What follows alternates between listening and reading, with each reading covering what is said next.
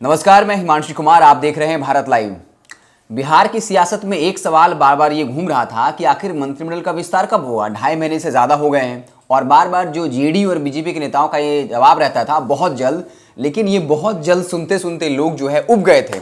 लेकिन फिर ये प्रबल संभावना जताई गई कि बजट सत्र के पहले जो है कैबिनेट का विस्तार हो जाएगा, क्योंकि अगर नहीं होता तो फिर जो विधानसभा सत्र में सभी नेताओं को इसका जवाब देना होता, क्योंकि एक एक मंत्री के पास 6 से 7 विभाग थे।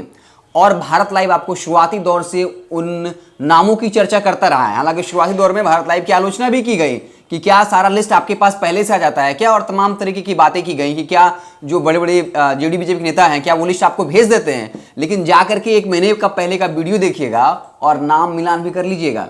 बाबा ने जो और हमारे संपादक मिश्रा ने जिन नामों की चर्चा की थी, क्या वो नाम मंत्रिमंडल में शामिल है या नहीं, वो या आज के अखबारों की सुर्खियों में उन नामों की चर्चा है या नहीं। खैर, हम बहुत सारी चर्चा के बारे में बात करेंगे। जीतन राम मांझी का क्या होगा, वो तो एक मंत्री की सीट और जो है एमएलसी की सीट मांग रहे थे।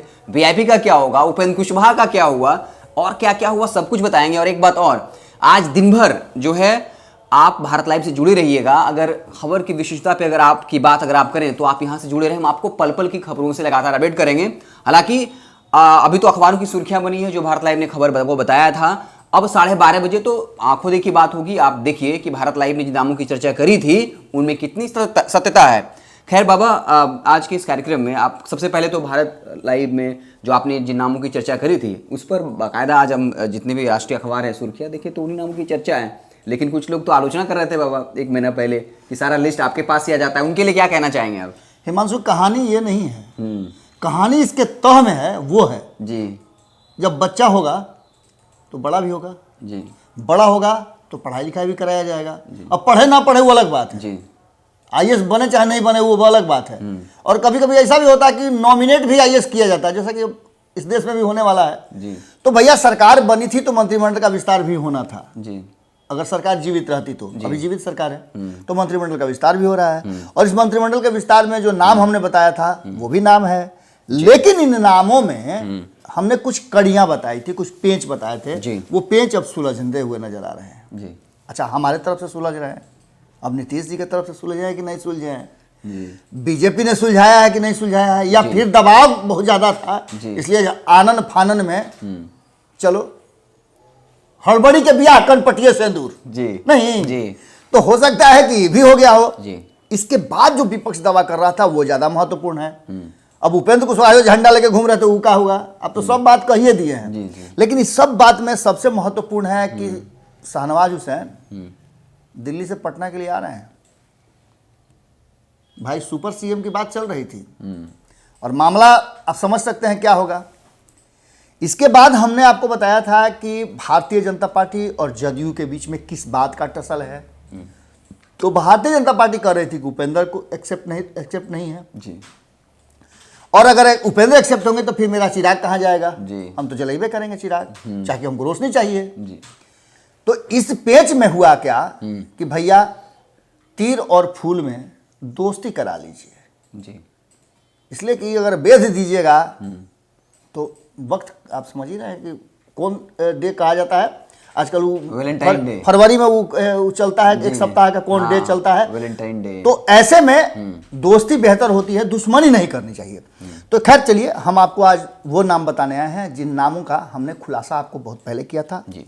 जैसा कि हिमांशु ने आपको बता दिया, हम ज़्यादा आपका वक्त नहीं लेंगे क्योंकि खबरें ऐसी ऐसी हमारे पास हैं कि आज पूरे दिन अगर धमाका विस्फोट कहीं होगा, जैसा कि पहले भी हिमांशु ने बता दिया है, वो भारत लाइव पे होगा।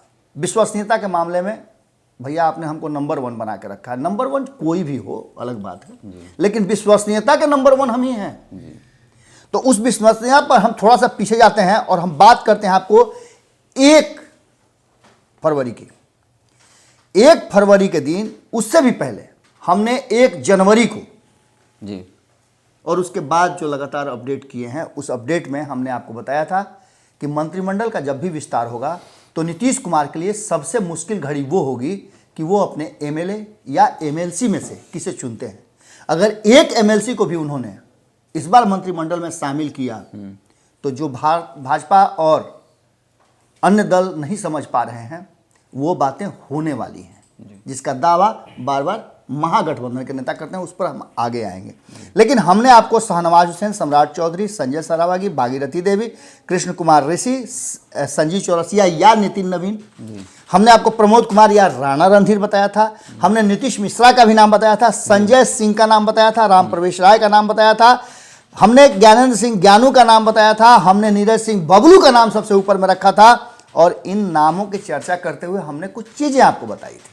अब इन नामों को आप देख रहे होंगे कि जितने भी मीडिया है, हालांकि ये तो चल तो लगातार रहा है जी, इसीलिए ना कहते हैं कि विश्वसनीयता में नंबर 1 हम लोग हैं। दूसरा, एक तरफ तो बता दिए, कई लोगों ने कहा था कि बहुत सारा नाम दे दिया, इतना में तो कोई भी कर लेगा। अरे भैया, इतना में कैसे कर लेगा? हमने 12 नाम दिए थे, हमने बताया भी था कि 22 गो सीट खाली बा, लेकिन 22 सीट में सब नहीं आएगा, बचा करके रखना है अभी कि कहीं छटर पटर हुआ तो फिर 2 दिन के बाद जी, जो छटर पटर ज्यादा करेगा उसको फिर साधना होगा ना जी, जी, जी। तो इसीलिए 17 को का हुआ है, लेकिन 17 को में भी बड़ा पेंच है, वो पेंच आगे सुलझाएंगे। ये तो नाम हमने आपको बता दिया बीजेपी का। अब आप एक और लिस्ट मिला लीजिए। ठीक उसी दिन हमने एक दूसरी खबर चलाई थी कि ये तो बीजेपी का लिस्ट हो गया, और कितनों छटपटा लें, जीतन राम मांझी बीजेपी चले उले नहीं देगी जी।